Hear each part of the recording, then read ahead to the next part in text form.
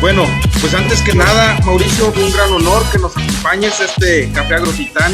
Siempre un gusto, un placer, una enorme satisfacción el poder tenerte acá, y no quisiera dejar de introducir un poco al personaje que tenemos el día de hoy. Muchas gracias a todos los que se están uniendo a la... Entonces, el día de hoy tenemos una gran persona con gran humildad, que es el buen Mauricio, y quisiera, pues, mi estimado Mauricio, darte las gracias y gracias por el honor de participar con nosotros aquí en Agrotitanes. Pues sí, ya, gracias, un gusto. Y ya después de escucharte, pues parece que le pego a todo. Ya faltaba nomás decir atrás de la rayita que estoy trabajando, ¿no? Pero bueno, sí, experiencia, que lo bonito que te da la consultoría, que te hace vivir varios sectores, varios temas, ¿no? Y de distintos tipos de reto, magnitudes, latitudes. Entonces, la verdad, muy divertido. Pero, pues bueno, aquí a la orden, Didier, para lo que veas prudente. Muchas gracias. Fíjate que normalmente lo que hacemos es introducir esta parte, la parte que yo te había, que habíamos compaginado con mi hermano Sergio, era de cómo ordenar una empresa o cómo estructurarla. Sin embargo, en el trazar de estos días que he tenido la experiencia de estar nuevamente viajando mucho, y aparte de eso, teniendo una pregunta muy clave que me han hecho varias personas, es cómo no dejar que el fracaso o el error te oprima. Y realmente digo, ¿qué mejor que el buen Mauricio, con toda esta experiencia, con todo este legado, o con todo este manejo que has tenido de consultoría, si nos pudieras ayudar a empezar con eso, de cómo primero que nada apropiarte de una idea, y después de eso no soltarla nunca, o cuando se deba de soltar, se tiene que soltar. Digo, no sé si cuando pensaste en fracaso y luego en mí, si la correlación me encanta, no. pero la verdad, creo que lo que ahorita comentabas, la palabra clave, y creo que ahí en el IPADE, que también por ahí te ha tocado andar, la repiten mucho. Hasta hay casos que nada más hablan del tema eso, en el tema de factor humano, es la parte de resiliencia, ¿no? Que tiene un poquito de tenacidad, un poquito de perseverancia, un poquito de tesón, de fortaleza o fortitud, ¿no? Y de varios temas como que conjunta la palabra resiliencia, pero pues no creo que hay mejor explicación que para salir del fracaso con doble ánimo y con mejores resultados, esa es la palabra, ¿no? Y hemos visto, no sé si te ha tocado, pero hay mucha gente con mucho éxito que ha tenido mucho dinero, lo ha perdido todo y lo ha vuelto a hacer 2 o 3 veces la cantidad, y luego todos creemos que le dicen, tiene estrella, ¿no? Tiene mucha suerte o algo, ¿no? Y realmente es porque es resiliente, ¿no? O sea, el fracaso no los hunde, no los empantana. Dice, híjole, ya sé por dónde no, y ahora ya me queda más claro por dónde sí, ¿no? Y ahora lo voy a hacer todavía con más ganas que antes, a lo mejor menos dinero, pero con más ganas, y terminan recuperando eso y bastante más, ¿no? Yo te contaba también ahí parte de la historia, cuando me tocó fundar Autos, pues también, ¿no? Llegar al punto donde dices, oye, ya se acabó el fondeo, los sueldos, etcétera, y ya toca hasta vender el auto o algo para las siguientes nóminas, y de pronto salen las cosas, se empiezan a acomodar y la cosa empieza a levantar y la historia cambia completo, ¿no? Y como dicen, ¿no? La suerte le sonríe a los tenaces, a los resilientes, o Dios amanece también con ellos temprano trabajando, ¿no?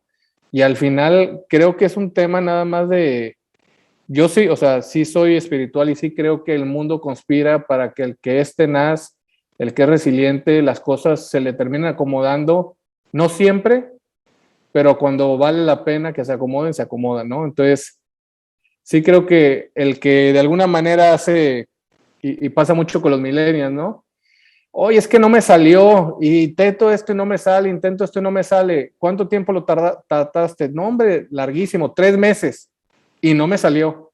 Híjole, pues esta parte del sacrificio, la resiliencia. A veces, como están acostumbrados a la inmediatez del Netflix, de esto, si quiero ahorita y quiero que empieces del minuto 13 con 14 segundos, le pongo ahí. No es como nosotros que en el canal 5 espérate a ver qué sale y si no te la perdiste ese día hasta el día siguiente, ¿no? Y no hay para atrás, ¿no? No hay, me lo grabaste o no, ¿no? El beta se trababa.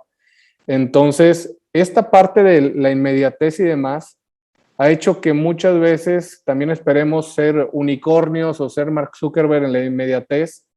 Y también ahí, como papás, creo que tenemos que hacer mucho trabajo, ¿no?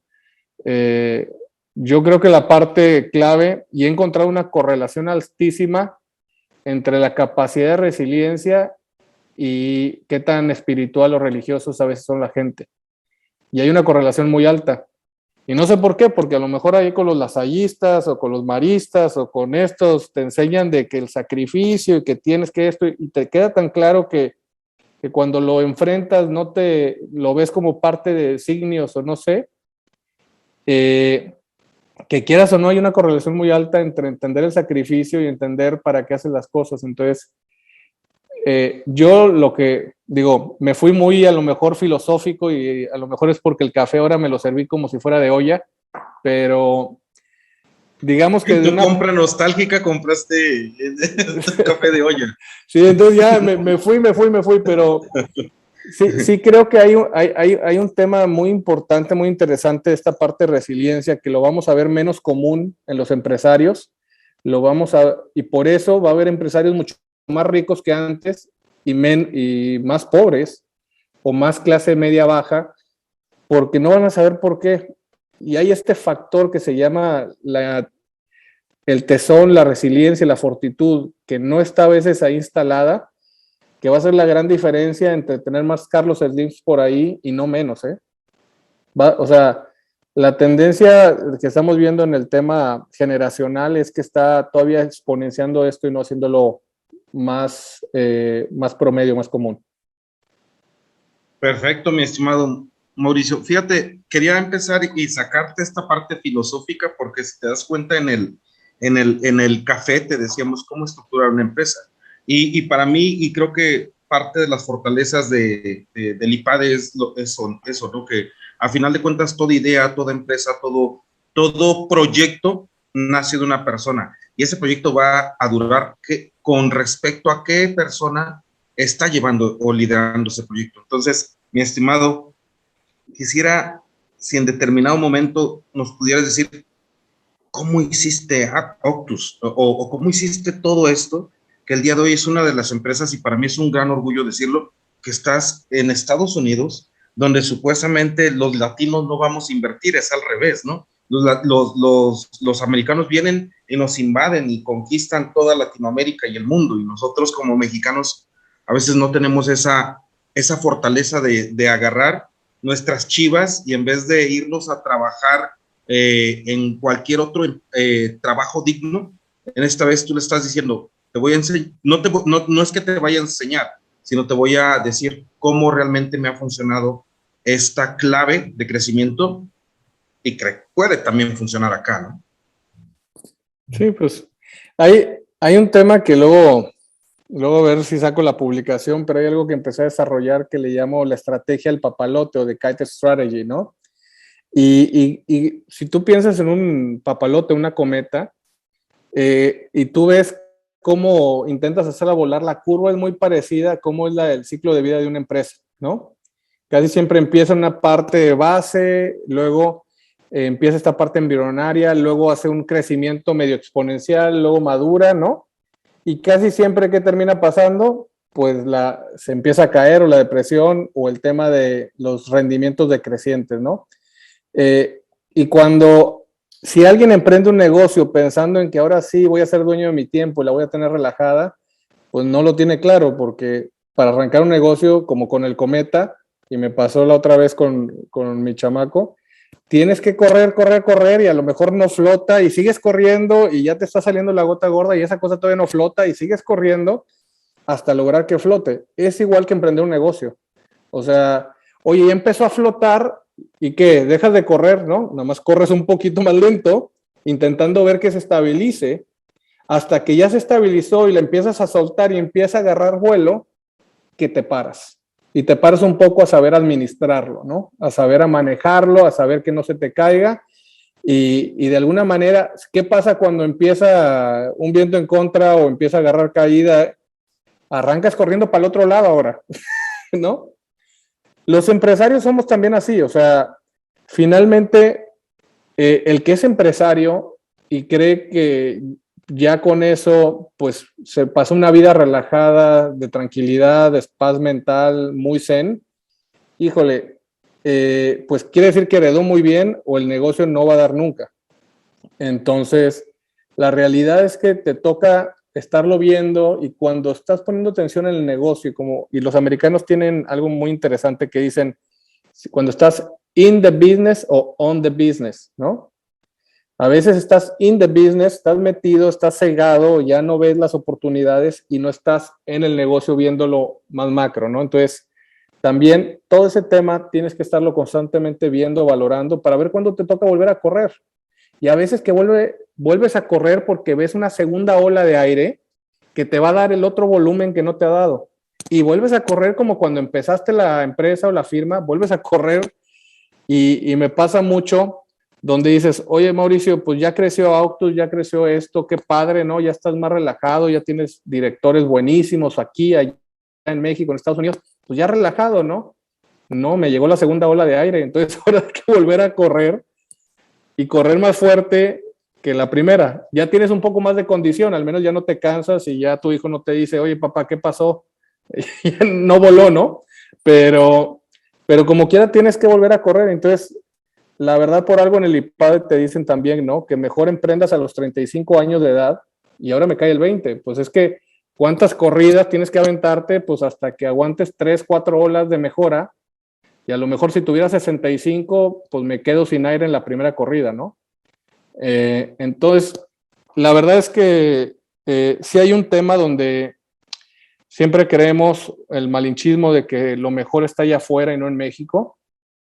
Y hoy en día, por ejemplo, algunas empresas que estoy asesorando, cuando ellos tienen, a ver, no que venta en México, sino presencia en México, hasta están diciendo, oye, no puede ser el talento que consigo, el precio que lo consigo, si lo contrato en México en lugar de Estados Unidos. Increíble, los tengo con maestría del ITAM, los tengo con tal, y aún así ganan menos que mi asistente. Entonces dices, ¿qué prefieres como una empresa internacional? ¿Tener al del ITAM con maestría tal, que te sabe manejar opciones y futuros, o a tu asistente? ¿No?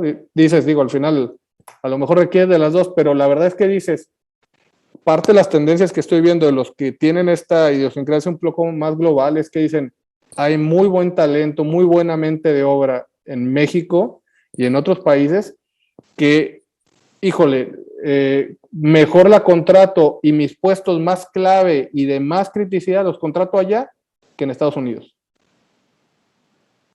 Ahora, eso pareciera contradictorio con lo que hablamos, ¿no? Pero la gente, las empresas que son realmente globales, pues están empezando a ver así algunas cosas. Hay empresas ya muy grandes que dicen, me da igual si lo tengo en China, en Estados Unidos, o sea, yo pago más o menos tabuladores parejos a nivel global. Pero todas estas empresas que no están ahí, ¿no? Que están entre los 50 millones de dólares y los 500 millones de dólares de facturación, están viendo a México muy diferente o a Latinoamérica muy diferente en el tema de talento, ¿eh? Órale, qué interesante dato, Mauricio, sobre todo porque también si ponemos las 10 empresas globales más grandes, con mayor lana, ¿no? Microsoft, Apple, todas estas, sus directores, pues son hindús, ¿no? Entonces estás hablando también de que o es la India o es México, pero a final de cuentas se volvió una competencia global. Y en esa competencia global, ¿cómo te has sentido tú? Porque pues ahora sí estás entrando a esa competencia o ese escarnio que de repente puede ser lo más rico de emprender, ¿no? Lo más rico de ser empresario, lo más rico de esa corrida que dices, es la segunda corrida y me da, en vez de miedo, me da emoción y digo, y vamos por la tercera, ¿no? No sé cómo has sentido esa parte, mi estimado. Mira, pues La primera es de las escuelas, tú sabes que me ha tocado estar ahí en Harvard, Wharton, Kellogg y otras. Y si tú empiezas a ver la currícula de profesores de todas esas escuelas, los hindús ya traen el 30-40% de la plantilla, ¿eh? De todas las Ivy League, ¿no? De todas las grandes universidades. ¿Cómo llegaron ahí? ¿En qué momento fue que dijimos, híjole, la India es donde están los mejores profesores del mundo, hay que traerlos? ¿Tú viste en algún momento específico donde dices, híjole, ahora, digo, nos acordamos de Milton Friedman, ¿no? Allá en 30, los 40, tenemos algunos, Albert Einstein, ¿no? Etcétera, que te los trajiste de Europa y demás. Pero ¿cómo se dio esto, no? Uh-huh. Y fueron pequeñas batallas donde cada uno fue demostrando, se dedicó a investigar, a hacer, y se dio cuenta que tiene para ganar. O sea, la verdad es que hay, y con todos mis respetos, hay varios profesores que tienen peor inglés que yo y están dando clases en Harvard y en otros lados. Entonces dices, híjole, si no es el inglés, si no es esto, si no es el otro, pues ¿qué es? ¿Qué crees que es? La tenacidad, constancia, el creer en uno mismo. Creértela. Uh-huh. Creértela, tener la disciplina de hacer lo que haces y que te guste mucho lo que haces como para dedicarte a eso 16 horas al día, ¿no? O sea, la verdad es que, y te lo decía en la otra plática que tuvimos hace unos meses, ¿no? La mayoría de los ricos son ricos a punta, como dicen, a punta de y sudor, más que porque tengan el IQ más alto que todos los demás. O sea, y analiza, ¿no? Y seguramente te vas a dar cuenta que los más ricos no son los más inteligentes a nivel IQ. Entonces, ¿qué fue? Lo que le llaman el EQ, ¿no? La inteligencia emocional y otros elementos combinados con ese tema de disciplina y tenacidad que los hace destacar. A veces, y a mí me pasó, no porque diga que soy inteligente, pero sí soy más racional, le encuentras muchas razones de por qué no emprender, porque no hace sentido. ¿Cómo soltar un buen sueldo, que te paguen haya chamba o no, que no te preocupas por las nóminas de otros, que no te preocupas porque te demanden, porque no te preocupas que si ahora la Secretaría del Trabajo va a ser X o Y, y que si tus contratos, y que si la materialidad, y que si tus actas de asamblea, es mejor recibir un sueldo. Y un buen sueldo, punto, ¿no? Entonces, si lo ves en ciertos puntos, a veces no hace sentido, porque hay muchos riesgos. Entonces, el muy racional se limita o se detiene. Y el que es más, se lanza y sabe que haciendo el esfuerzo en la misma dirección de manera constante, precisa y continua, la va a sacar y ese es el que se vuelve el rico, ¿no? Entonces, la verdad es que cada vez estoy pensando que debo estar un poco más güey para hacer más dinero. En Okay. el sentido... Aunque por decir, me decía un amigo, sí entiendo la parte de decir, la humildad es un factor de crecimiento, ¿no? O sea, no tanto como güey, como decir, sino tener humildad para que venga alguien y te pueda comentar ciertos errores o por medio de su experiencia hacer crecer, ¿no? El día de ayer me decía una persona que estaba entrevistando, me decía, la honestidad es altamente rentable y creo que también ese es un valor que tienes altamente en tus características, ¿no, Mauricio? Pues sí, nada más que luego con las condiciones políticas de hoy, de 90% honesto y lo demás, como que dices, no sé si quiero ir para allá, pero sí, o sea, bueno. Al final sí creo que, a ver, cuando alguien pone su currículum, soy honesto, soy esto, soy el otro, o sea, la verdad es que dices, pues no debería de ponerse en el currículum, ¿no? Debería ser un trait común, ¿no? Un atributo común, ¿no? O sea, yo si te contrato es porque pues, al menos eso lo asumo que lo tienes como por tu familia o por lo que sea, ¿no?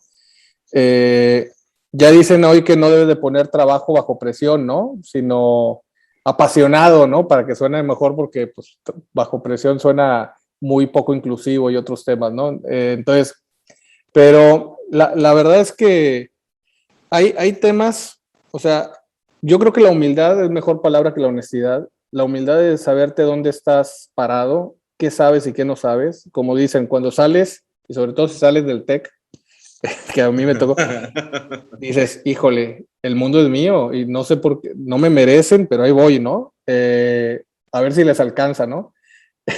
Y está muy bien, y luego lo criticamos, ¿no? Lo discutía con un consultor también, y dices, a ver, es que no está tan mal tampoco, porque si la gente no se la cree, y esto que hablamos ahorita, si la gente no se la cree, a la primera mala experiencia se va a hundir y se va a quedar ahí. Entonces a veces quieres que se la crean un poco para que sean tan tercos de que como quiera salgan adelante, ¿no? Entonces, oye, ¿está bien o está mal que hagan que se la crean? Híjole, en la mayoría de los casos hace más bien que mal. Pero lo ideal sería que cada quien tenga la humildad para decir qué sí sé, qué no sé, y estoy dispuesto a aprender, ¿no? Entonces, si eso te pasa, como a mí me pasó ahí alrededor de los 25, 26 años, pues qué bueno, ¿no? Hay gente que tiene los 55 y todavía no le ha pasado. Entonces, pero sí, o sea, al final, sí creo que más que honestidad es una humildad y una pasión por aprender en cabeza ajena y en cabeza propia. Porque Perfecto. también luego te dicen, oye, es que, ¿cómo aprendes tú? Pues de mis equivocaciones, ¿no? O de lo que yo hago. Oye, tienes tanta gente a tu alrededor que tiene experiencias diferentes, temas diferentes. ¿No aprendiste nada de ellos? ¿Dónde, qué hicieron bien, qué hicieron mal? ¿No aprendiste de tus clientes? ¿Dónde decidieron por ti, dónde no, por qué, cómo piensan? Pues la verdad es que te limitaste mucho tu aprendizaje si solo dependió. Es como un tema de, nada más se enfocó a 90 grados del círculo, cuando tenías 360 grados para aprender, ¿no? Entonces, también eso creo que es algo importante, estar siempre alerta, atento, estudiante permanente para que a una corta edad a veces parezca que tienes la sabiduría de más canas de las que tienes, ¿no? Así es. Mi estimado Mauricio, hay manos levantadas y preguntas. No sé si alguien más, la verdad es que aprovechemos al buen Mauricio que tenemos acá. Es impresionante lo que nos está compartiendo. Gracias, Mauricio. Ok, Mauricio, hola. Hola, ¿Tú crees que el hacer dinero sea el motor o la gasolina que, que está haciendo personas que triunfan? ¿O por qué crees que estas personas que triunfan, lo que decía, resilientes, pues están haciéndolo bien, les está yendo bien? digo, el dinero es como un indicador, ¿no? Una métrica que dices, porque al final tienes, es lo más tangible, lo más fácil de comparar y sacas la lista de Fortune o de Forbes, de los más ricos, y dices, ahí está el número, ¿no? Y ahí eso subió, bajó, etcétera. Entonces es una forma de comparar muy fácil. Pero si lo ves por otro lado, también la gente que influye en los cambios en el mundo, que eso más lo saca Time y otras revistas, pues también obviamente pueden no ser ricos y demás, pero tienen un éxito muy relevante, ¿no? Al final, yo sí creo que es un tema de influencia, ¿no? Influencia porque te apasiona hacer lo que haces y te dedicas o a enseñarlo o a masificarlo o a hacer algo mejor con todo eso a nivel de esa influencia y ese efecto multiplicador, creo que es una mejor forma de medir el éxito porque te apasiona lo que haces y puede no ser dinero, pero luego esos temas es difícil de medirlos o compararlos, ¿no? Gracias. Mi estimado Olmo, ahí está levantando la mano. ¿Alguien más? También estamos aquí con el buen Mauricio. ¿Qué tal? Buenas tardes, Mauricio. Bueno, buenas noches. Yo quisiera preguntarte tus recomendaciones en el tema de los socios para empezar una empresa. ¿Qué es lo que hay que buscar? Porque de repente he visto que llega a pasar mucho un desequilibrio, ¿no? De que un socio está muy comprometido, otro no, y al final, aunque la idea sea buena, si no hay una buena sociedad, pues termina fracasando, ¿no? Primero te pregunto, ¿tú crees que hay matrimonios perfectos? Híjole, pues no sé, pero el mío casi lo es.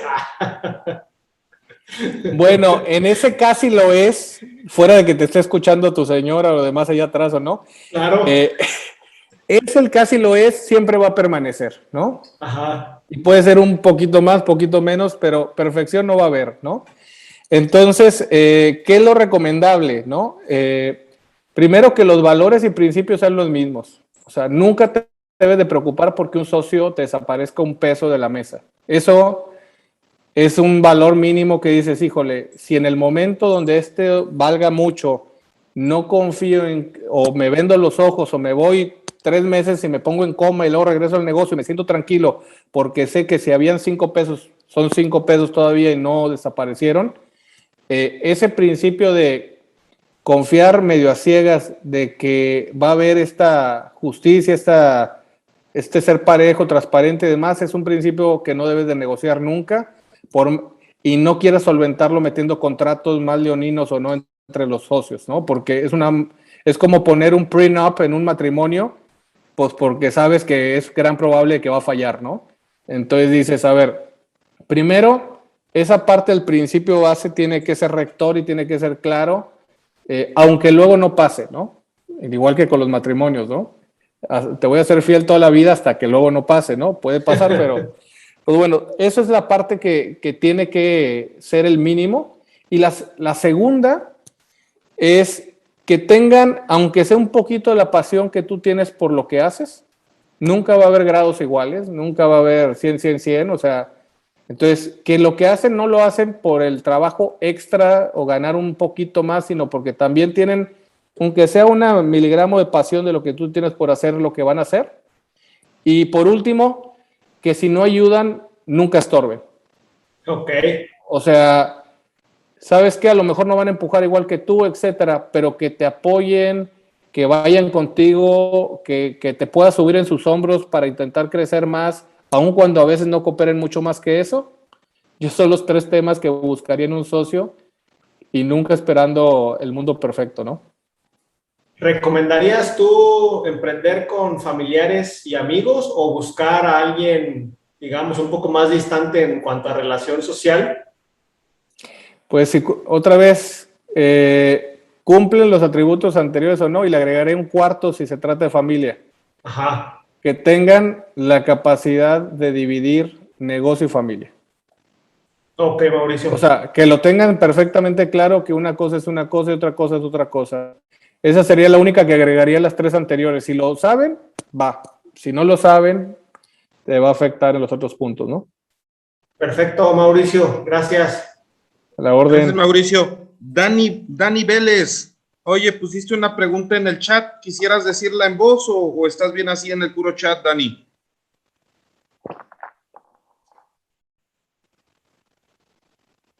Creo que en el puro chat. Dice, que no funciona su micro. Ok, dice, ¿cómo llevar una mejor relación con los colaboradores internos? ¿Cómo crear o fomentar la confianza mutua? ¿Esa es la pregunta? Sí.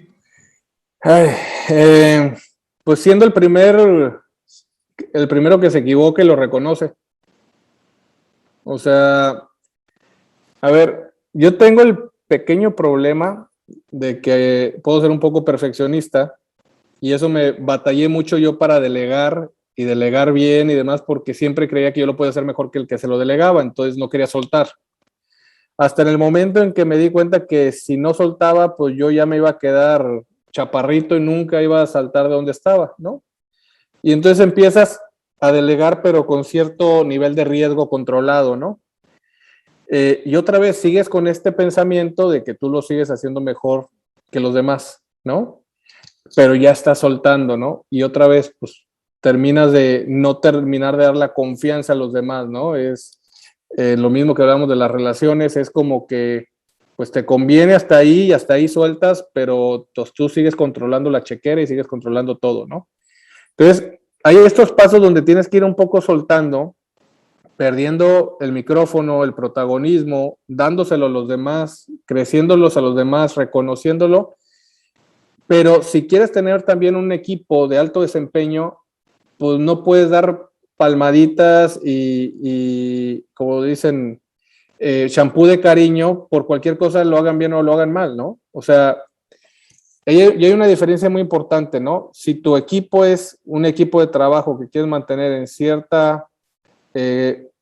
pues cierto estándar, cierto tema de clima de trabajo adecuado, que estén contentos y se queden contigo mucho tiempo, y el negocio no necesita que se rete mucho, o es un área de trabajo, un equipo que necesita retarlo mucho y crecerlo. En la primera puedes enfocarte mucho a estos temas de que la parte social, los lazos sociales, la confianza y todo sea el bonding de todos y se vean como una familia y haya varios elementos de confianza y de crecimiento importantes.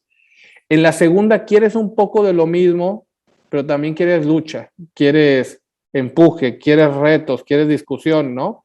Es como cuando algunos juegan en Thanksgiving, juegan el momento de las verdades en familia, aunque duelan, ¿no? Entonces, también quieres que eso exista un poco en esta parte del equipo, y eso cala y duele si todo lo vas dejando claro de la intención de los por qué lo haces, que vas a retar a la gente, que le vas a poner presión, que de alguna manera tú sigues confiando en ellos, en lo que se va a hacer, y ellos son los que deben de traerlas. O sea, es un tema, cambiar ese chip, fácil es un proceso no de 3 o 6 meses, es un tema de 12 a 24 meses de constantemente estar dando los espacios, dando la oportunidad, retándolos, echándote para atrás, dándoles tiempo para que alcancen la idea o te alcancen, y volver con ellos y llevar ese balance de ni desgastarlos, ni quemarlos, ni dejarlos en la complacencia,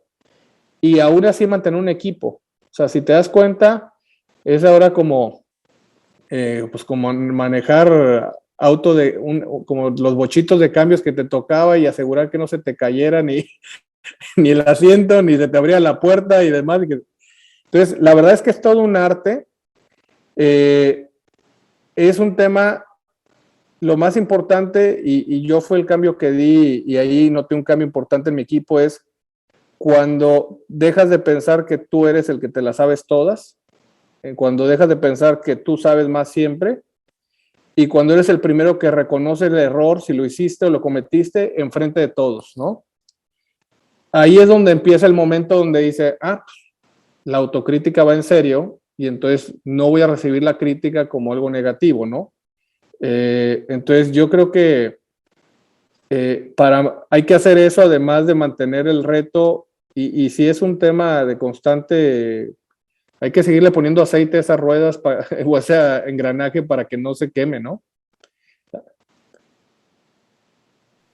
Perfecto, mi estimado. ¿Alguien más que quisiera? Por ejemplo, yo estoy en una organización que creo que está como en esa fase en la que ya está como en un crecimiento, de repente tuvo un crecimiento ya muy, no sé, muy grande, pero creo que ahorita uno de los retos es que ya no están quedando claras las funciones dentro de la organización. Entonces mi pregunta iba a ser esa, pero a lo mejor me van a decir, es que ya necesitas una consultoría o algo, cómo empezar, ¿no? O sea, cómo ya atacar eso, porque hay personas que son muy importantes o que tienen puestos muy importantes, pero considero yo que ya no están quedando claras cuáles son sus funciones, sus responsabilidades y sus actividades, ¿no? Y en ese inter, pues se nos puede ir pues podemos ir en picada, ¿no? Entonces, creo que esa parte, ¿cómo empezamos? Sí, conozco a alguien que te puede ayudar. No, pero digamos que hay un modelito que me tocó, que tuvo mucho éxito acá en Estados Unidos para empresas chicas, medianas y demás, ¿no? Que una parte importante era el tema le llaman el accountability chart, ¿no? Cuáles son los roles, responsabilidades de cada uno de los puestos, y eso dejarlo claro, y hasta parece muy básico, ¿no? Pero a veces da mucho orden, ¿no? En la primera línea, dejar claro pues, quién hace qué, hasta dónde, y a veces por usos y costumbres, y quién levantó la mano y quién parecía el mejor en cada momento, se fue pues haciendo un Frankenstein de funciones, roles y responsabilidades que luego no tienen ningún sentido, y el que llega nuevo dice, ¿por qué quien ve las finanzas también termina de arrancar los equipos y hacer esto y hacer el otro? O sea, ¿cómo pasó esto, no? Entonces, lo que sí creo es, o sea, 3 recomendaciones así muy simples, ¿no? Primero, si puede la organización en ese estatus de crecimiento rápido, exponencial o demás, todavía definir cuáles son los 3 temas clave de lo que lo hace exitoso o lo hace sobresalir en el negocio, ¿no? Esos son los 3, 4 temas que no puede descuidar, tiene que hacer muy bien y tiene que cada vez estar mejorando porque es la razón de su negocio, ¿no? Una vez que tengas esas 3, 4 cosas claras, tienes que voltear a la organización, al organigrama, y tiene que estar muy claro quién es el 1, quién es el 2, quién es el 3 y quién es el 4. Si eso no está claro, ya empezamos mal. O si la respuesta es 3 de esos lo hace Juan y 1 lo hace Pedro, y los otros 3 pues aplaudimos, también bastante mal, estamos sobresaturando a algún par de personas y no habiendo la corresponsabilidad adecuada, ¿no? Entonces, primero es los 3, 4 temas de por qué el negocio ha tenido éxito y va a seguir teniendo éxito, dejar claro uno cada de ellos a quién en la organización es el responsable o el que debería liderar que eso siga mejorando y dejárselo claros a ellos que ellos son los responsables hacia adelante con procesos y procedimientos o sin, ¿no? Dejando nada más claro, a ti te toca esto y si eso se cae, pues tú eres el vocero aquí en esta junta de cómo hacer que vuelva a levantar o qué mejorar, ¿no? La segunda que haría es como hablaba, ¿no? El tema de esas funciones y demás, y siempre ser muy crítico en las, como le llaman, las entradas y salidas, ¿no? ¿Dónde empiezas tú? ¿Dónde terminas? O sea, con procesos siempre es más fácil cuando los documentas y los haces y todo, pero ¿dónde empiezas? ¿Dónde terminas? Donde hay algún tema o función transversal entre las áreas.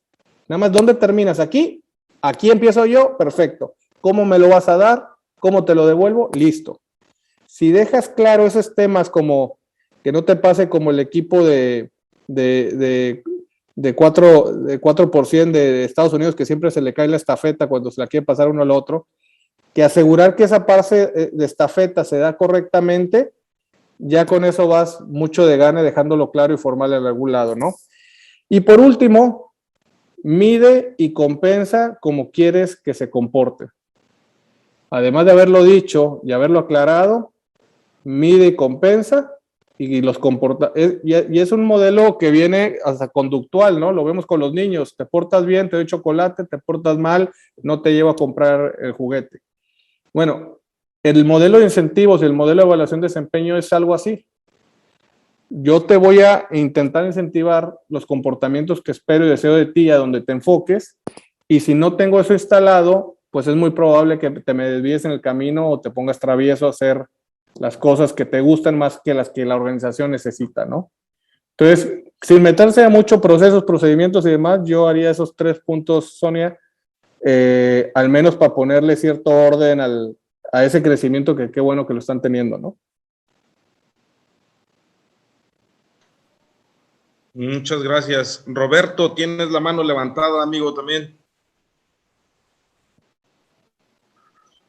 Sí, ¿qué tal? Buenas noches a todos.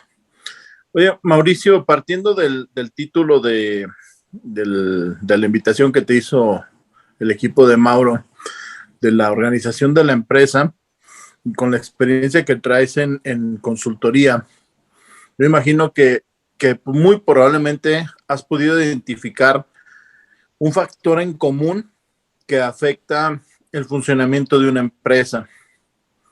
No sé si nos pudieras decir más o menos cuál es el factor en común que tú puedes identificar que afecta la organización, el funcionamiento de una empresa y que lo termina deteriorando. Y por otro lado, cuando pasa eso, que hace rato ponían el ejemplo del matrimonio, pues lógicamente se van enfriando las cosas, ¿no? Se va deteriorando. ¿Y cómo en una empresa puedes llegar a implementar acciones o estrategias para renovar esa parte cuando el ambiente de trabajo se hizo tedioso, cuando la empresa trae a lo mejor fallos y no sabes qué hacer y ya entras en una rutina y se hace todo, pues el día a día muy, muy pesado, ¿no? Yo creo que eso es parte de lo que a lo mejor pasa en muchísimas empresas, pero si nos puedes o si me puedes ayudar con tu opinión sobre esos 2 puntos, por favor. Digo, del tema y es que otra vez una organización, para algunos a lo mejor puede ser exitosa, Roberto, de no sé si ya está vendiendo 20 millones de pesos o algo al año, a lo mejor dices, ya, eso me da, mando a mis chamacos a estudiar al extranjero si quieren, cubro las cuotas, listo, y ya no necesito más, ¿no? Y para otros puede ser, todavía necesito escalar mucho más, ¿no? Entonces, el tema en la curva esta de vida de las empresas, siempre, otra vez, el emprendedor la va lanzando, la va haciendo crecer, la acompaña en ese crecimiento exponencial, y si pasa esa curva, el problema es que cada vez se queda en su silla más solo, porque tuvo éxito, ya no tiene tiempo, el equipo que lo acompañó en su capacidad y en su aprendizaje se quedó más distante de él, y entonces se queda en esa silla sola sin tener con quién consultar, con quién hacer, con quién discutir, y entonces en esa silla sola se vuelve en su soledad a decidir. Si no ha instalado, por ejemplo, un consejo o algo que le ayude, pues a tomar las buenas decisiones o equivocarse, ¿no? Entonces, ahí tuvimos ahí un cruce, pero entonces, digamos que algo importante para ese emprendedor, para ese director general o dueño, etcétera, es ese momento donde se va quedando solo y tiene que saber cómo acompañarse para la siguiente oleada, ¿no? Y no quedarse ahí, ¿no? Lo que también sucede al mismo tiempo es que ese equipo que acompañó el proceso, fue parte del éxito, ya no está enganchado, no está con él, y cada quien, como decía Sonia, empieza a, como hormiguitas en la lluvia, a correr para todos lados y ya no tiene mucho orden, y en lo que te hizo exitoso empiezas a fallar. Le entregas tarde a los clientes, empiezas a fallar, no te das cuenta que tu producto trae mala calidad, y tú que estás solo ya en las alturas, ¿qué crees que empiezas a pensar? Es que la gente es güey y no quiere hacer las cosas, y te distancias más. Entonces, el rompimiento típico que sucede es en este tamaño de organización, cuando pasaste la curva de crecimiento y esta persona que tuvo éxito se separó del otro y no sabe cómo volver a conectar, y empieza a hacerse como sus ideas cada uno de los grupos y parece un par de tribus batallando en la misma organización, ¿no? Más que trabajando el mismo estilo. Ahí es donde muchas empresas, lo típico que sucede es que se vuelven a comprimir un poco y a lo mejor le dan dinero y dan sus utilidades y demás, pero no dan ese último salto hasta el punto donde o desaparecen o la siguiente generación ya no le interesa seguir el negocio y se acaba. Y por eso la mortandad, donde realmente la cuarta, en las estadísticas que vemos, solamente la mitad de las empresas pasa con éxito a la segunda generación, de ahí se cae a un 13%, y a una cuarta generación el 2% de las empresas del mundo. Entonces, oye, ¿por qué una organización exitosa no pudo tener un 50% de probabilidad de éxito más allá, ¿no? O sea, si ya hiciste lo más difícil, por esto que estamos platicando, esta desconexión, esta pérdida de identidad y esta pérdida de no saber qué fue lo que te hizo exitoso la primera y empezar a fallar en los básicos. Eso es lo que me he topado a veces, ¿no? Y la verdad es que entiendo al empresario, es una silla muy sola, y a veces los consultores llenamos ese espacio porque pues ya se hizo la distancia entre su management y él, ¿no?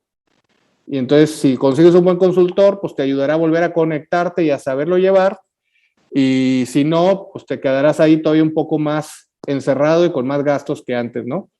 Entonces, digo, no sé si contesté, Roberto, ¿le quieres que le dé otro enfoque también a la pregunta que me hacías? No, está muy bien. La verdad es que sí me ayudaste bastante con tu opinión, Mauricio. Gracias. Muchas gracias. Pues, Mauricio, creo que nos has compartido ya un montón. No sé si alguien tenga más preguntas. Veo a Alfredo, veo a Jonathan, veo a Beatriz Martínez, a Eric, a ¿quién más? Steph, mi mamá Marisela, Humberto, y creo que la gente de tu equipo, Arturo.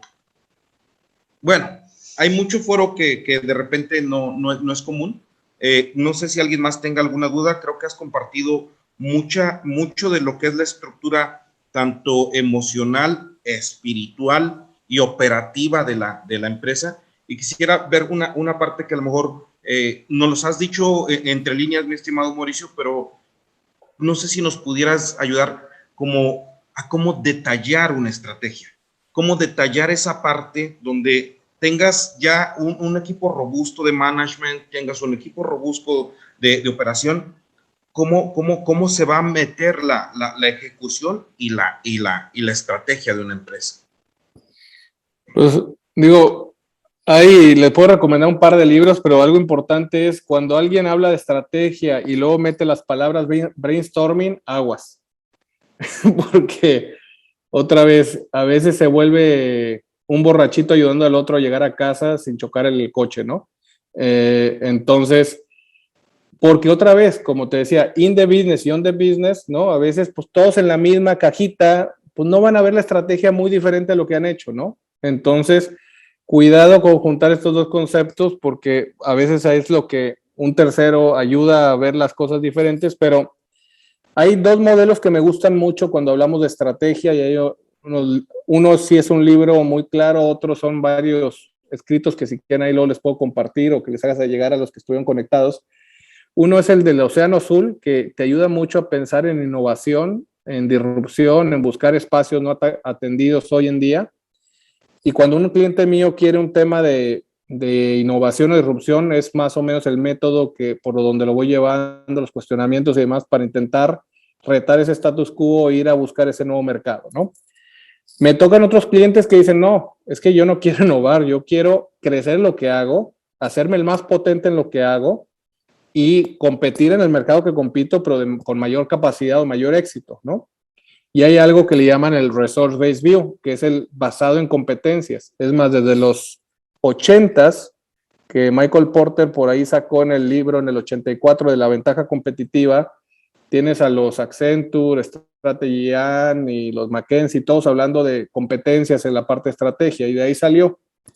Y basado en el Resource-Based View, basado en competencias o capacidades, es en qué eres bueno, qué cosas falta ajustar y cómo en esa parte que eres bueno, a qué mercado le puede ser un hitazo si se lo sabes comunicar bien y darlo constantemente, ¿no? Entonces, a veces la estrategia es ese tema de cómo hacer mejor lo que yo ya hoy hago y poder penetrar mejor en los mercados donde no estoy penetrando sin cambiar lo que hago, ni mi DNA, ni mis capacidades, ¿no? Entonces, uso yo el Océano Azul cuando hay que innovar y uso el Resource-Based View basado en competencias cuando hay que optimizar y eficientar más que innovar, ¿no?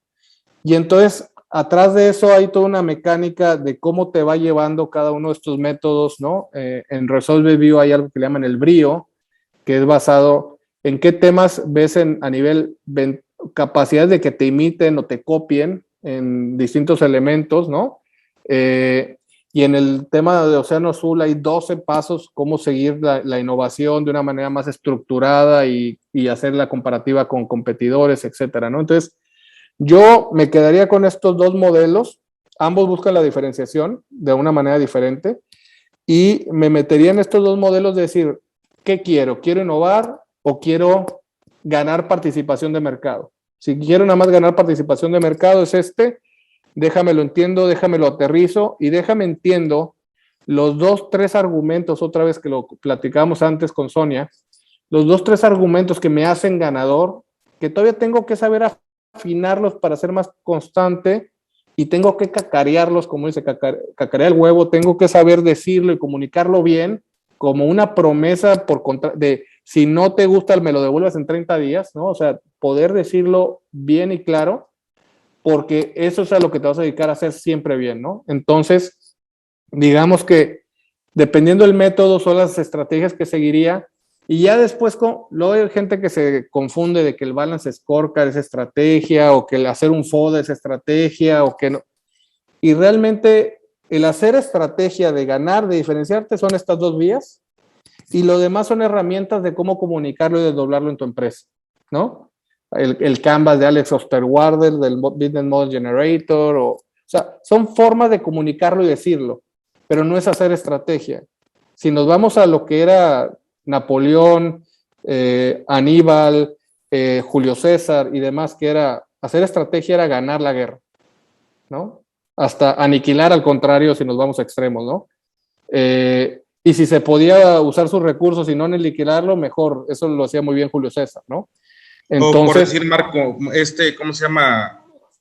Alejandro Magno, ¿no? Que metía toda esa parte filosófica y aparte la parte de sí, innovación, ¿no? O sea, sí, justo, y se volvió el más ecléctico en su vida de multicultura, ¿no? Pero, entonces, esta parte que es súper importante, ¿no? Que tienes que ir sabiendo llevar, sabiendo hacer estrategias, saber ganar.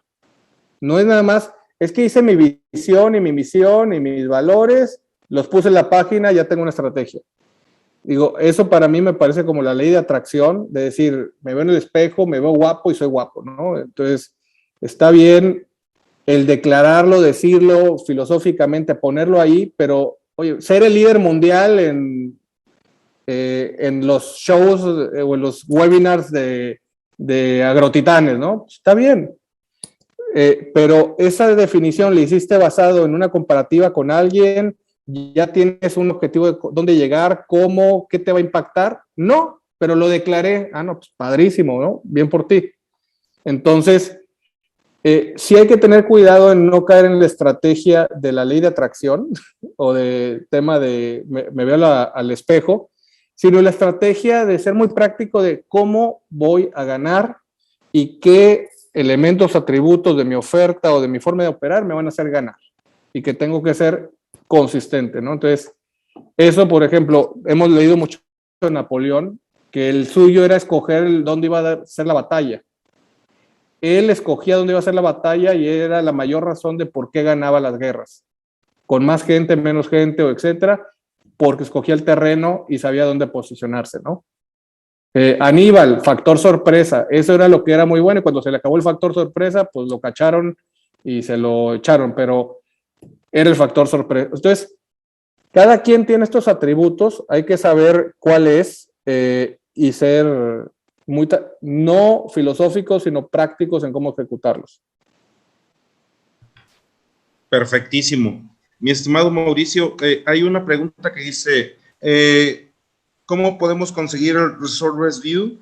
¿Es libro o es escrito? Sin embargo, sí, ahí hay varios autores. Está Montgomery, está Hamels, está Collins, está el mismo Competitive Advantage de Michael Porter en el 84-85 que escribió el libro sobre eso y fue parte de la base de todo esto.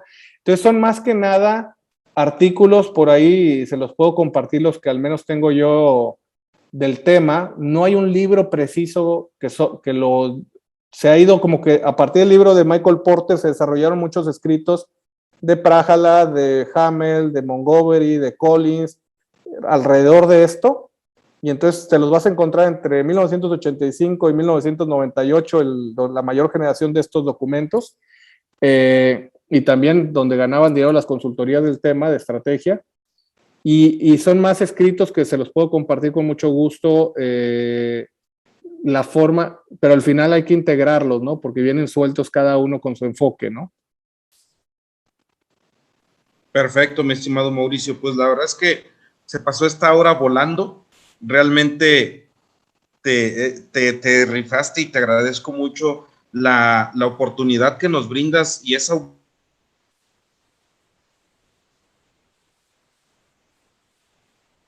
Así que no sé cuánto costaría, pero creo que sería algo, algo costoso. Y en este caso fue enriquecer este foro, enriquecer a estos agrotitanes que estamos queriendo tener una situación diferente en cada uno de los rubros a los que nos dedicamos con nuestra diferenciación de empresas o nuestra diferenciación de perfiles. Y pues encantado de tenerte aquí.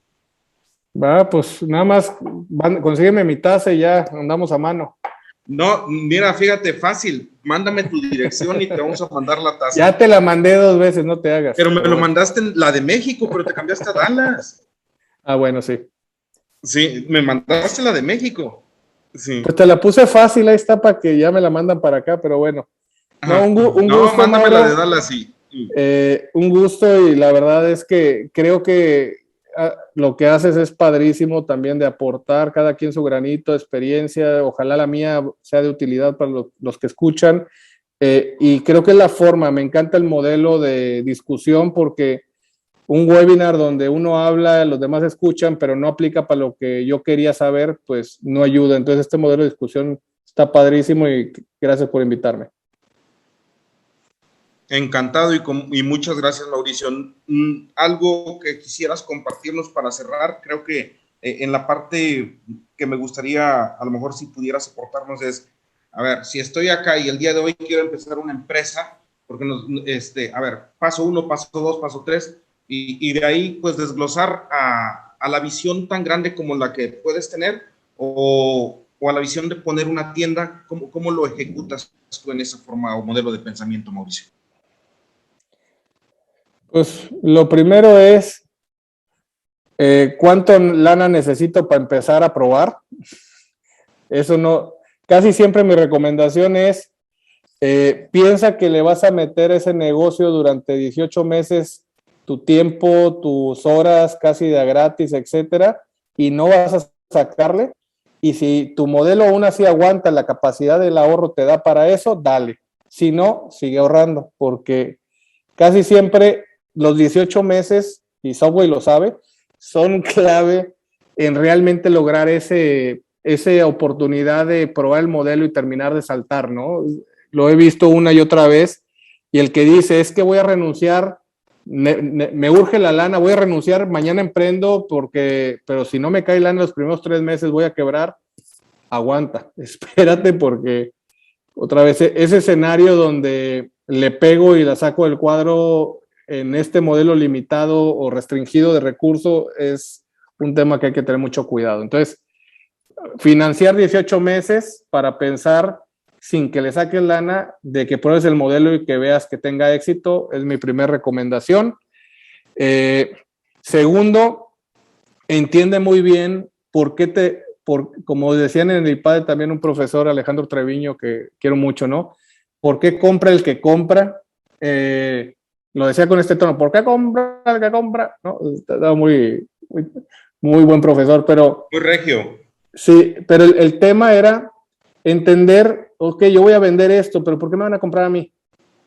O sea, ¿qué voy a tener yo que hagan que me compren a mí? ¿No? Entonces, si no puedo responder eso claramente, híjole, antes de lanzarlo tengo que pensarlo un par de veces más porque no estoy haciendo una buena estrategia de arranque, ¿no?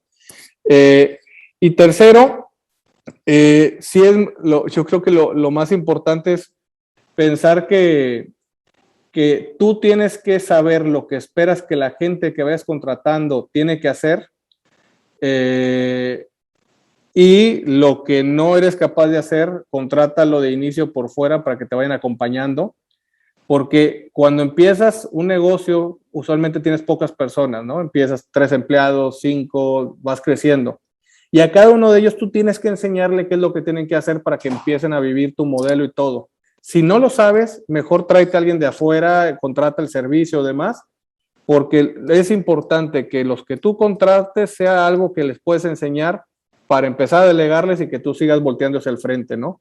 Si no, si empiezas a contratar gente de las cosas que no sabes de inicio y no sabes ni liderarlas, ni guiarlas, ni llevarlas, aguas, porque seguramente pueden pasar cosas que no querías que pasaran, ¿no? Órale, qué interesante lo que comentas. Es sangre, sudor y otras cosas. Y esfuerzo. Sí, y síguele, ¿no? Entonces, Y síguele. Pero bueno, al final la verdad es que la parte de emprender, como dicen, y como lo de la cometa, ¿no? Mejor empezarlo antes que después. Te alcanza más corridas y más sprints para hacerla volar más alto que hayas empezado antes. Y pues otra vez, no creer que porque le fallaste en una, tienes que renunciar, ¿no? O sea, al final, como pasó también con con Edison, ¿no? Después del intento 9.999 ya sabía 9.999 formas en que no prendía el bombillo y tenía que encontrar otra para que ahora sí funcionara y estaba más cerca, ¿no? Entonces, si agarramos y le copiamos eso a la gente que ha tenido éxito, no aprenda del fracaso que fracasaste, sino más bien cómo hacerlo mejor la próxima, ¿no? Yo creo que con eso ya vamos de gane. Perfectísimo, mi estimado Mauricio. Pues muchísimas gracias. Te agradezco mucho el tiempo. Nos honra mucho el que hayas estado con nosotros y bendiciones para ti y tu familia. Te encargo la dirección y nos estamos viendo pronto. Va. Pues un gusto y saludos a todos. Sí. Gracias a todos. Cuídense. Bonita noche. Gracias, buenas noches. Buenas noches.